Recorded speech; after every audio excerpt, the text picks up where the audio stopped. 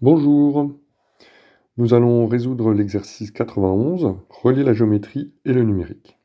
Quelle doit être la longueur du côté du carré ABCD pour que ce carré et le triangle rectangle AED aient la même aire?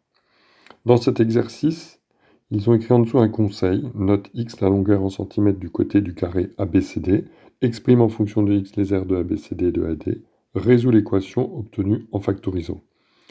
En fait, ce conseil il est très important. Et il faudrait même retenir ce conseil de manière plus générale lorsqu'il n'est pas donné comme vraiment une méthodologie pour résoudre un problème de ce genre.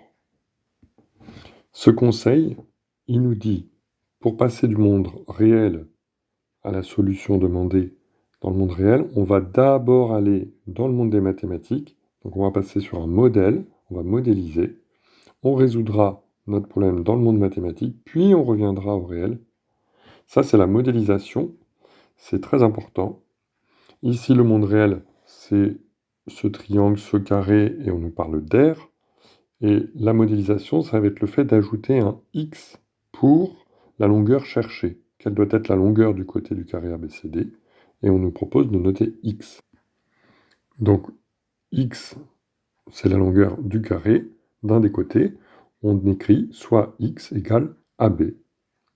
Et à partir de là, on va résoudre la question, on va transformer la question dans le langage littéral avec cette donnée x égale à b, et on va voir comment ça va se passer pour exprimer les aires des carrés et du triangle et résoudre l'équation. Alors, il nous propose d'exprimer en fonction de x les aires de ABCD et de AED. Allons-y. L'aire du carré ABCD, si on a posé x égale AB, l'aire c'est le côté au carré, donc l'aire de ABCD c'est x au carré, ou x fois x. L'aire du triangle rectangle AED, donc l'aire d'un triangle c'est toujours base fois hauteur divisé par 2. Ici, la base c'est le côté EA, 5 cm, donc 5. La hauteur c'est AD, AD c'est un des côtés du carré, donc c'est x, on divise par 2. Donc ça fait 2,5x. Ainsi, le carré et le triangle rectangle ont la même aire, c'est-à-dire ce qu'on cherche, se traduit par l'équation l'aire de ABCD égale l'aire de AED, soit avec ce qu'on a calculé tout à l'heure, x au carré égale 2,5x. Pour résoudre cette équation, on va soustraire 2,5x aux membres de gauche et aux membres de droite.